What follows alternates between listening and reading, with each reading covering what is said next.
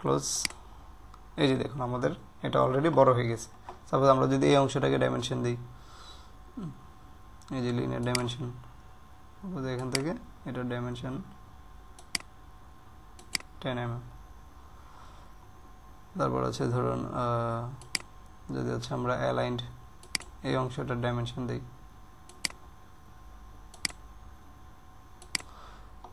So এইভাবে হচ্ছে আমরা ডাইমেনশনগুলোকে স্টাইল ম্যানেজারের মাধ্যমে চেঞ্জ করে নিতে পারি।